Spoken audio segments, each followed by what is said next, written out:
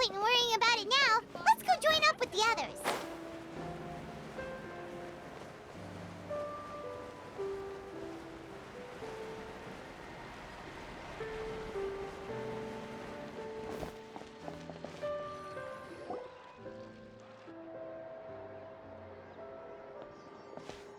Good morning! Ayaka and I were just talking about you. Is Chevra still not joining us today? Probably not. We haven't seen her either. Huh? That's such a pity. Director Farina said that we've only got a few small scenes left before wrapping up the entire thing. She even said that she'll get me into a couple scenes, so everyone will have a chance to shine in front of the camera. We were also planning on having a victory feast once we're all finished filming. You can join us, right? If only Chevros was here. I still haven't taken a photo with her. I'm afraid that can't be helped. Those special patrol folks are like phantoms when they've got a case on their hands. But to be honest, I'm even more concerned by what I read in the Steambird earlier this morning. It said that the killer in the murder case was none other than the author of the Two Musketeers. Oh yeah, I heard about that too. He came forward and confessed his crimes, but gave no explanation as to why he pulled the trigger. We didn't know about this case at all when we joined the film. Is it going to affect the reception of our work?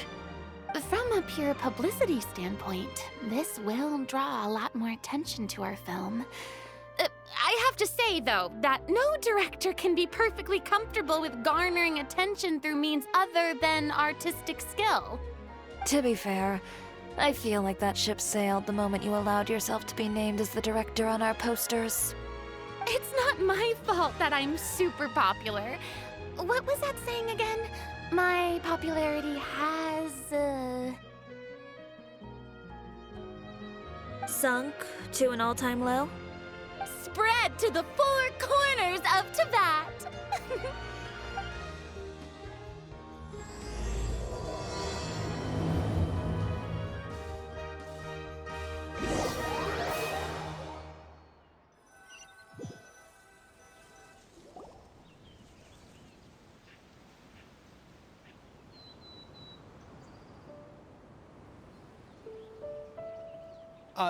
Excuse me, everyone. Xavier! Feels like it's been ages since we last saw you. I've been talking nonstop with the Film Association, and I'm absolutely swamped trying to coordinate the film's marketing. So forgive me for not being around more often, but please believe me when I say that I will make sure everyone's hard work gets the exposure it deserves. Oh, seems like you've been fighting your own battles. Yes, that's one way to put it. Oh, and before we begin the final round of filming, please allow me to finally introduce you to the original investor of our film, Mr. Morris. A pleasure to meet you all. Yes, glad to make your acquaintance, Mr. Morris. We've heard about the issues you've encountered with your financial situation, and genuinely hope that things have taken a turn for the better. Oh, well, the situation has, indeed improved somewhat. Don't worry, Mr. Morris. Accidents and last-minute challenges happen all the time. There's no need to blame yourself over it. The good news is that we're almost done filming now, and I would even say that this is the best story I've ever seen. Is that so? I see, that's great news. All right, now that we've gotten all the pleasantries out of the way, let's get this show on the road. We'll mostly be filming typical people and scenery from the streets today to improve the sense of environmental ambiance in some parts of the film.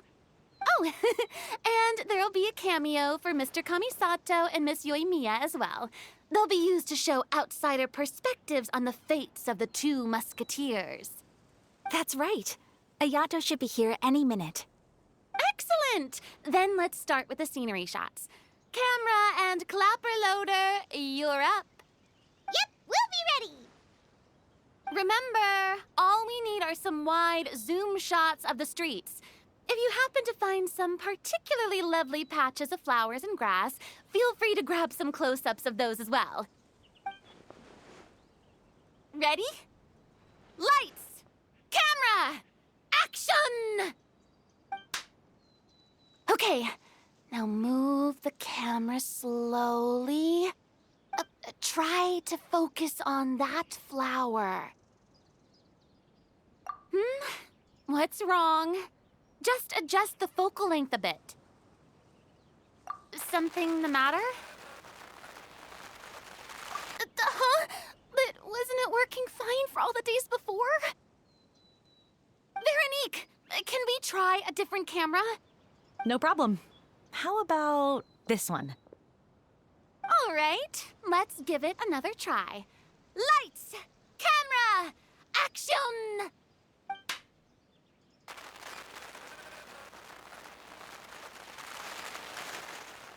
Don't tell me. This one is broken too. Veronique, do we have any other spare ones we can use? I'm afraid we only brought these two today. What? Then go find a workshop to get them repaired right away. Oh, and you too, Bono. Go find our spare camera in the warehouse and bring it back to the set. On it. Greetings, everyone. My apologies for the delay. Is something the matter, Ayaka? It seems like there are some issues with the filming equipment today. We're stuck for the moment. I see. Well, let's not just stand here twiddling our thumbs. Actors, to the makeup booth. We'll start on the next scene as soon as we get a working camera. The people at the workshop told me that the part which holds the lens in place seemed to have fallen off. That's super strange. It was perfectly fine just yesterday. Well, no time to dwell on that now. Let's get back to filming. Ahem! Quiet on set! Places, everyone! Lights! Camera! Action! By the way, have you heard about that recent murder case? Yes, I have. It seems that they've caused quite the commotion in the city. I heard that the chief of the guards is so mad about not catching the culprit that he's about to explode. Oh? I find that quite hard to imagine, considering how he already looks most days. Director, we have a problem. Oh, we're in the middle of a take! Couldn't you wait until we wrapped up this scene? No, Director, our film, all the finalized film that we've been keeping in the case has disappeared. Oh, wait, well, what did you say? Mr. Bono, please take me to where the film was kept right away. I'm coming too. No, Yoimiya, you have to stay here. Oh. Okay, listen up. Everyone who's not working on this current scene can go with Bono to look for the film. Everyone else, stay put and wrap up the scene. Unbelievable. How could all these problems happen in just one day? We're back. How did it go? Did you find the film? We found it in the sewers. Huh? In the sewers? Is the film still okay? We discovered it just in time, so we should still be able to salvage it. The others are checking now to see if we lost any specific scenes. You scared me for a moment there. I nearly thought we had lost everything. I really don't want to experience that feeling of despair again. Okay, but who could have stolen the film and dumped it there? Could it be, some competitors working on other films? But if they wanted to harass us, why wait until the last day?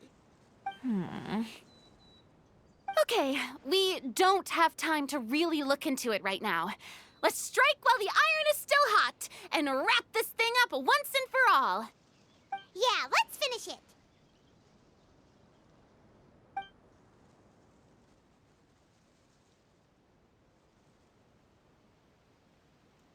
I would like to officially announce that our entry to the festival, The Two Musketeers, has now concluded filming! Paimon is spent. It's so late already. Even though the filming process proved to be extremely challenging, everyone provided valuable and unique contributions to the final product. Thank you all for your dedication and support. And just like Director Farina, I would also like to extend my most heartfelt thanks to all of you. Really, you've all helped me so much. All right, let's save the awards speech for later, and hopefully also get some rehearsals in before the real thing. Anyway, now it's time to party! Let's all make our way to the beach and have a celebration feast so loud and fun that even the blubber beast will want in. Party, party! Paimon wants to party!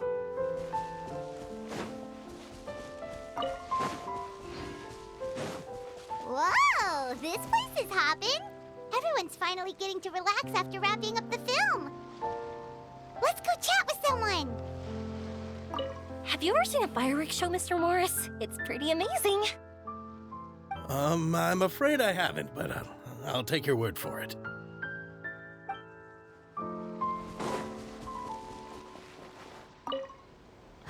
This is turning out to be quite the party.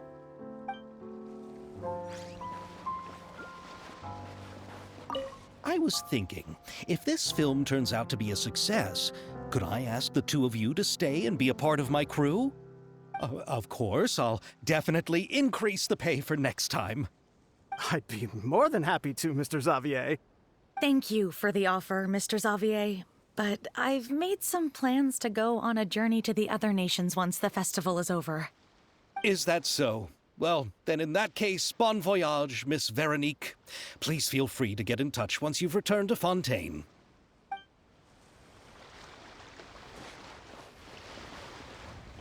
Farina!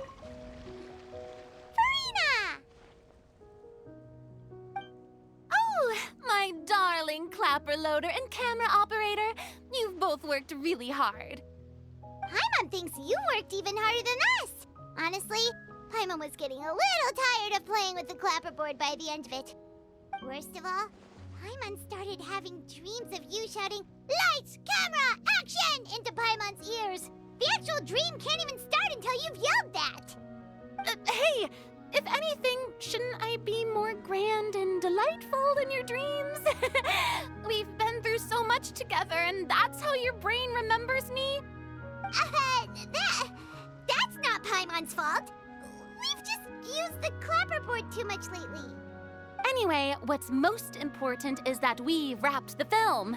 I'm pretty confident that we'll take first prize.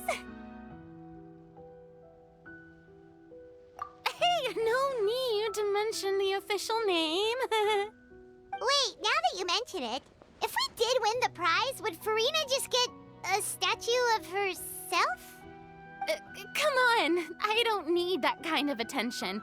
Xavier can accept the reward on our behalf. But just imagine! Farina accepting the Farina Award and holding a Farina statue. I'm going back to my dessert now. You all can keep discussing that on your own.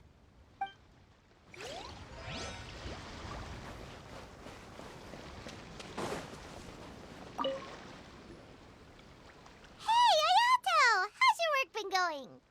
Everything went rather smoothly. Thank you for your concern. Ayato told me that we've already confirmed the dates for some Inazuma Fontaine cultural exchange events. So the next time we visit, we'll be doing so in our capacities as the representatives of the Yashiro Commission. Oh, that's great! Then maybe Paimon will be able to find Fontaine detective novels in Inazuma from now on. Oh, wait. Wouldn't Yae Miko get upset if that happens? That would be stealing some of her business. You've got a point. She's always complaining that light novels have become bland and too predictable after all. The cultural exchange won't only feature literatures of both nations, of course. We have also made plans for cross-cultural engagements in the fields of gourmet cuisine, toy making, and artisan craftsmanship. Whoa! Paimon's getting super excited now! When the time comes, be sure to visit and participate in all the events.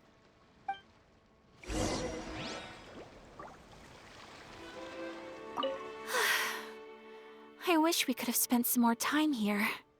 Don't worry. It won't be long before we're back again.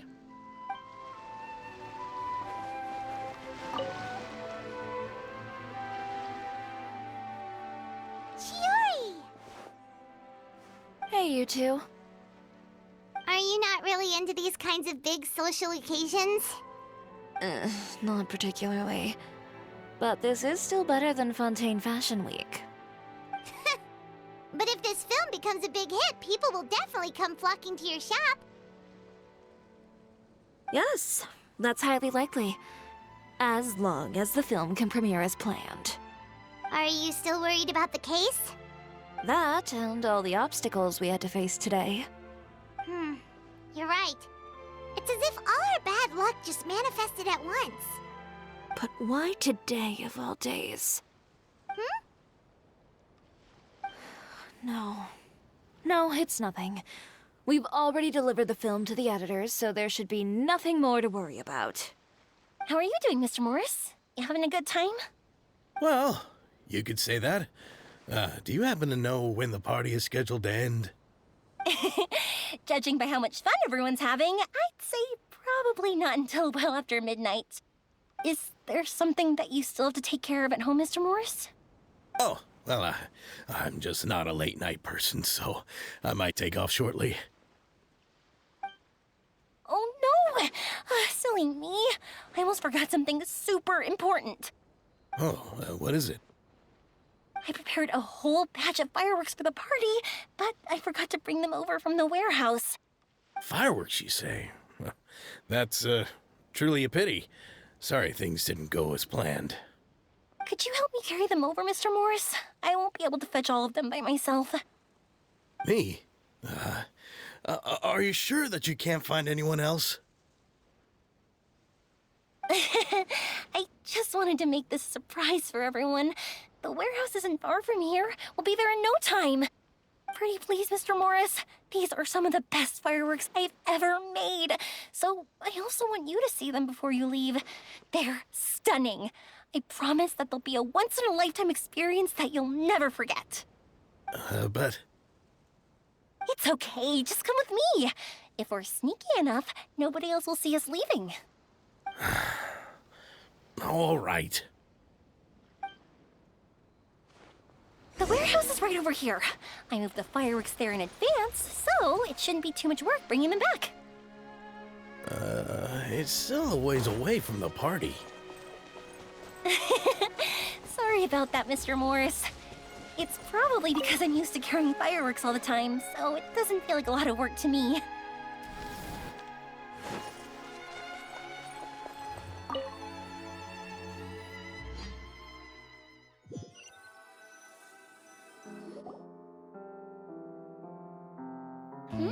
It's dark in here. Wait here, Mr. Morris. I think the light switch should be somewhere over here. Why did I have to get roped into this?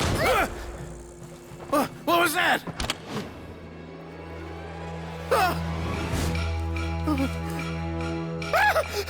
Who's there? Get me out! Get me out of here! Did you really think you'd get away, Morris?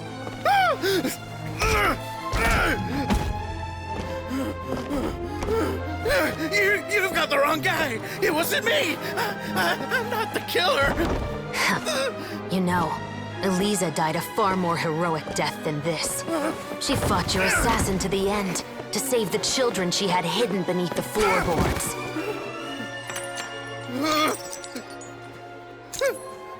That is Eliza's pendant, the one with a photo of you two inside. The one you gave her. Ring any bells? It's a fake! It has to be! There's no way! No way your assassin didn't destroy it, you mean?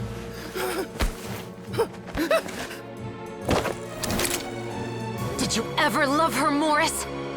Or was killing her always the plan? No, please. Listen to me. I told Eliza to keep us a secret. I paid her plenty for her silence. I never thought she'd keep the child. Everything was gonna come out, and I had no choice. She'd force my hand. No! I'm begging you. I have money. Just name your price, please! You can keep your Mora, and you can go to hell.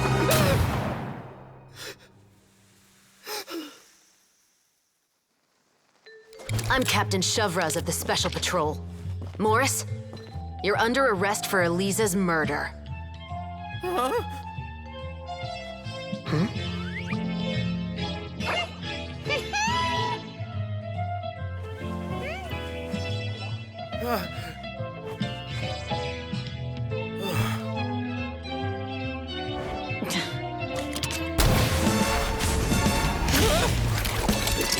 You're under arrest too, prop manager Veronique. Or perhaps I should call you the Second Musketeer.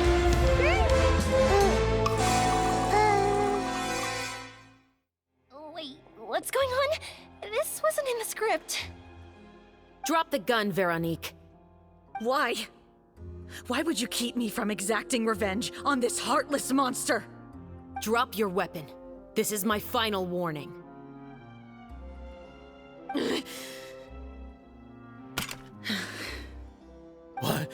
What is going on? Do I have to spell it out for you, Morris? Everything that took place just now was staged to get you to confess the truth. But this last part is all improv, of course.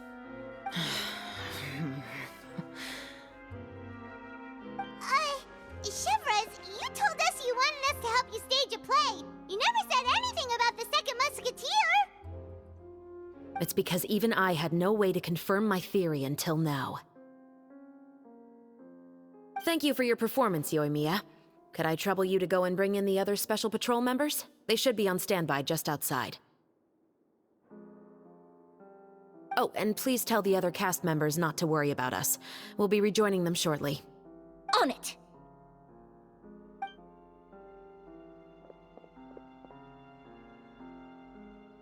So what do you think, Morris? Care to talk about what happened 20 years ago? My patience is limited, you know. Don't force me to take you back to the interrogation room. I'd wager that you wouldn't last for more than a minute in there. With the recording we made, you have no chance of winning in court. Cooperating with us now is the most practical move. All right. I'll talk. I hired an assassin to murder Eliza. She once worked as a maid on my family's estate. She was very beautiful, and after some time I fell for her. We kept our relationship a secret and carried out an affair for some time, but it wasn't long before she became pregnant. And if my parents ever found out, they would have stripped me of my inheritance and status, driven me out of my home. I also didn't expect Eliza to insist on bringing the pregnancy to term. She even asked me to leave my family and travel far, far away with her. She believed that you were truly in love with her. I didn't have a choice. I gave her a large sum of Mora, told her to leave the family and to get rid of the baby. But then years later, she sent me a letter. There were photos of 2 children, and she even asked if I could find some time to visit them. Huh? 2 children? Paimon thought Baptiste was the only... you mean... Even if she had the children against your will, you could have just ignored the letter entirely. Why kill her?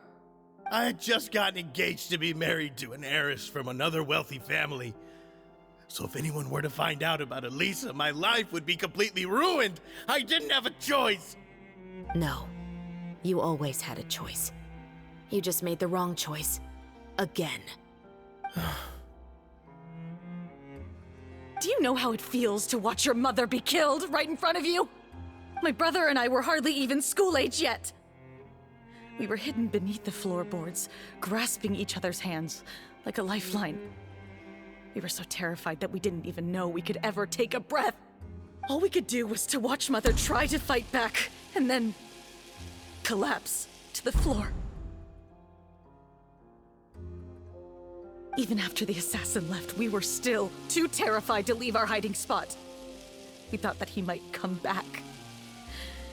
It was only until the next evening, when we finally climbed out, and gathered around our mother. But she had already become cold and stiff to the touch. You made up your mind right then and there to bring this case to light. Not only that, we resolved to get our revenge. And that's why you became the Musketeers. No, that's why I became a musketeer. The man from before was also killed by me. My brother had nothing to do with it. I figured as much. You did? I once told these two that he didn't look like a killer to me. His confession from that night also rubbed me the wrong way. I think what really tipped me off was, how could I not feel a sense of regret in him? Huh? He confessed faster than any criminal I've ever met, but he didn't say a single word about you. He insisted that he was the sole perpetrator in the case. But after the questioning ended, I disassembled the musket we dug up from his backyard, put it in front of him, and told him to reassemble it. Wanna guess how far he got? He had no idea where to even start. He's never touched a gun in his life. Based on that, I determined that he was not acting alone. He only surrendered himself to draw our attention and create a moment of opportunity for his partner. So, I decided to play along. And as expected, the second musketeer followed us without hesitation once she saw Morris get separated from the rest of the cast. Besides, why else would he call the novel The Two Musketeers? But how did you know it was Veronique? I figured it out the moment Baptiste told me his father's name.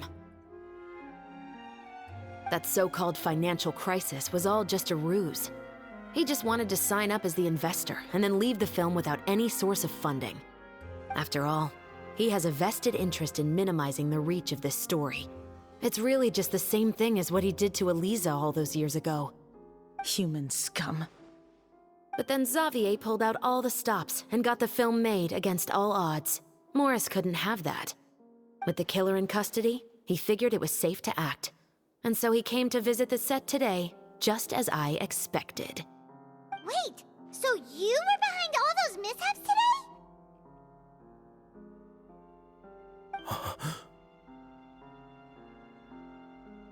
As for the identity of the second musketeer, I assumed they'd probably stay close to Morris and look for an opening. And if they already knew that Morris was the film's investor, then that narrowed the list of potential suspects as well. Furthermore, being the props manager would allow the culprit to avoid scrutiny by purchasing mechanical parts in the name of the crew. With that hypothesis in mind, I went back to check Baptiste's orphanage adoption records. Guess whose name I saw on the same page, just a few lines from his. My brother. He trusted you. As in, he trusted me to perform the deed on his behalf? He trusted you to stand on the side of justice. I am. I thought you could do it as well. Oh, the look on your face when you told him to go to hell. I really thought you'd put a bullet in his brain. You know what he has done. Are you telling me that you'd rather see him spend the rest of his life living like a king in the fortress of Meripede?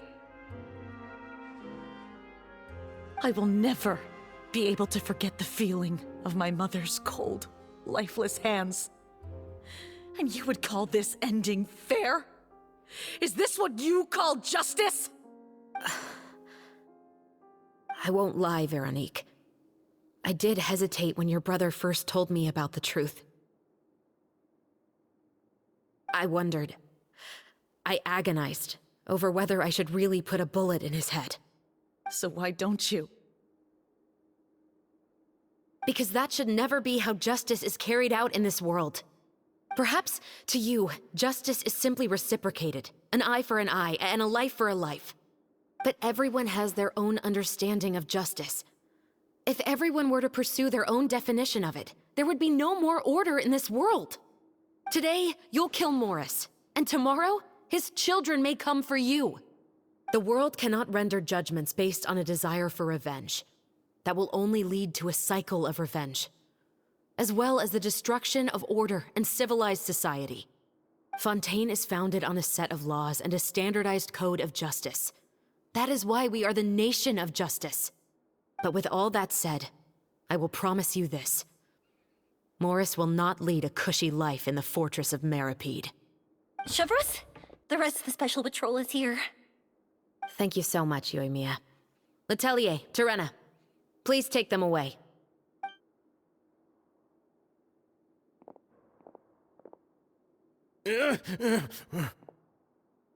I still can't agree with your reasoning. I know. Justice has not been delivered. At least, not today.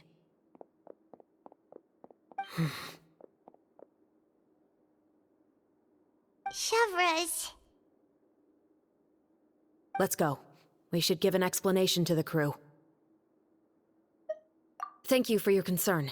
I'm fine.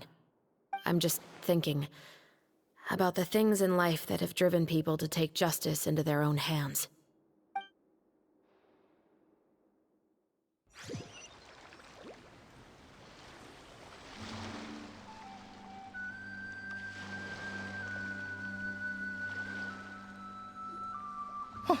Who would have thought Morris would turn out to be...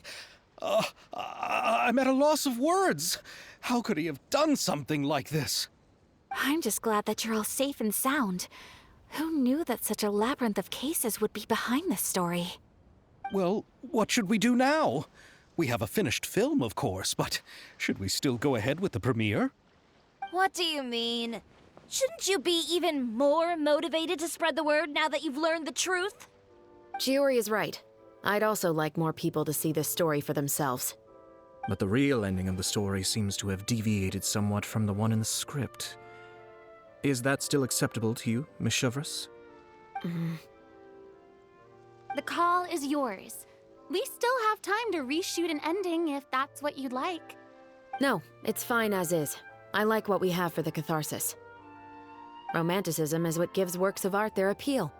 Fiction is able to explore means of restitution that could never work in real life. Just like the real world, the world of stories also has its own set of rules and justice. These different possibilities are what initially drew me to reading in the first place. Sounds good to me. I support your decision. What about Veronique? Will she be okay? She will soon face her judgment alongside her brother and Morris. If I had to guess, they'll probably all be sent to the fortress of Meripede. I'll make sure to give Risley a heads up about it. Oh, you mean that kind of heads up? Exactly. Ahem. All right, then the matter's settled. Now that everything's been taken care of, there's no reason for us to keep looking all gloomy and grumpy. Let's get back to the feast and enjoy each other's company. We'll be starting the post-production process tomorrow. You should join us, Chevreuse. You missed the first few hours of the party, didn't you? All right. Count me in. Then I'll wait for you over there. There's still some good news that I'd like to share with Chevreuse. Traveler, Paimon, could you wait for me by the sea after the party ends? I'd like to go on a brief walk with the two of you. Thank you very much.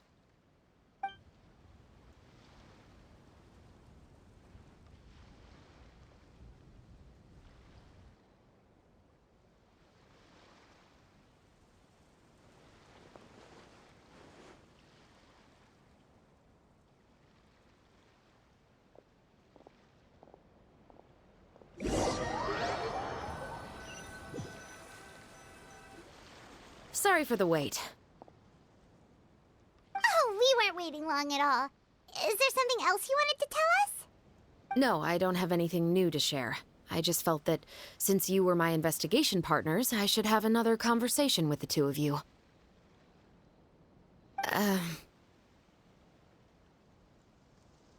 Traveler, how would you have responded to Baptiste's request if you were in my shoes? Is that so? Well, thanks for sharing. When I was young, My father often took me here to swim. We'd come rain or shine, even when it was freezing cold. He told me that swimming was the best activity to train one's strength of will. You could never give up before reaching the shore, especially when the water was cold. Oh? Why's that? Because the moment you give up would be the moment you die. At that point, I still hadn't received my vision. One winter, the chilly wind felt almost like knives on my skin, and the seawater was so frigid that it numbed my toes the moment I stepped in. I cried and begged my father to spare me from having to swim across, but he wouldn't listen. He used to be a member of the Special Patrol as well. You could say it was his way of educating his children. That sounds awful. When he saw that I wouldn't stop crying, he just picked me up and tossed me into the icy water. The bone-chilling cold took away my senses. I couldn't feel anything but fear and rage. I waited for my father to save me, but one look and I knew he'd already started swimming for the opposite shore. I realized that if I were to give up, I really would die right then and there. I used all of my strength to try and catch up to my father. Those few minutes felt longer than my whole life up until that point. I did, however, make it to the other side. I've never felt afraid about anything in my life after that, nor have I ever cried again. That way of teaching would have never worked on Paimon. Yeah, I don't think that was the right method for anyone. It's just that, working now as I am in the pursuit of justice, I still sometimes feel like I've been tossed into that winter sea all over again. The anger and the helplessness. Chevreuse. But the worse I feel, the more I know to never give up. The alternative would be to forever lose myself among the waves. Anyway, how about a race? Neither of us will drown, but we can still see who swims faster. You guys go ahead! Paimon will grab the clapperboard to mark the start of the race.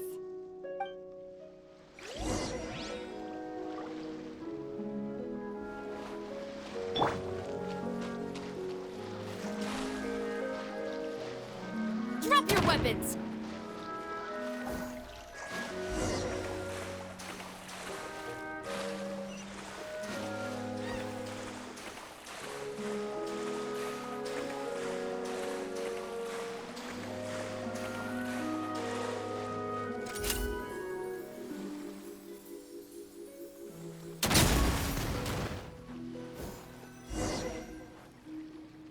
Oh, that felt good. You were so fast in the water, Chevreuse. You were swimming even faster than Paimon can fly. So, about the Special Patrol, did you join because of your dad? Partly, but I'd say I was more inspired by the heroes I read about in stories growing up. Oh, so it's due to your love of stories. Of course, it was only after I joined the Special Patrol that I learned that truth is often stranger than fiction. Come on, let's walk a bit more.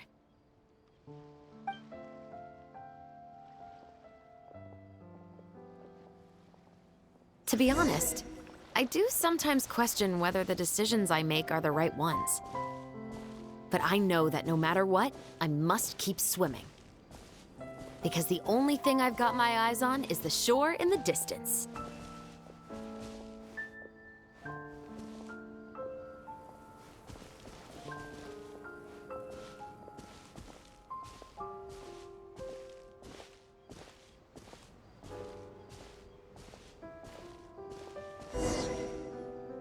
Thank you for coming on this walk with me. I feel a lot better after getting all that off my chest.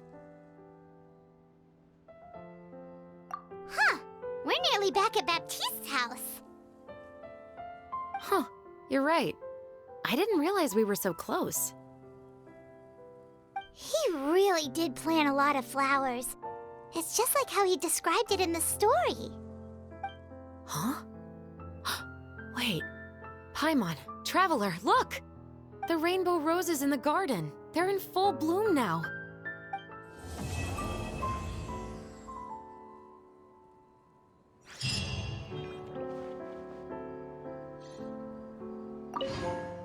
even though it's a bit late, I must thank you for investigating this case with me. Not on behalf of the Special Patrol this time. It's a personal expression of gratitude from yours truly. Oh, you want to hear more about my father? To be honest, I didn't spend that much time with him. He was always busy with the Special Patrol, so he would often return home really late at night. Some nights, he didn't come home at all. Once, he didn't come home for a long time, maybe a whole week or so. When I went out to buy food, I learned that he had become a criminal, and by extension, that made me a criminal's daughter. But we can talk about that another day. I actually have a lot of sympathy for Veronique and Baptiste. I can understand the hatred they feel for their father. But that doesn't mean I'll allow them to walk the path of evil, even if it might lead to another sense of justice. Films are different from the real world. They're a form of art and represent the wishes in people's hearts. I adore the Two Musketeers, and I'm very happy to have had the opportunity to act the role as one. I can't wait to catch the film when it premieres in the Opera House. I'm looking forward to seeing the audience's reaction to the climactic ending.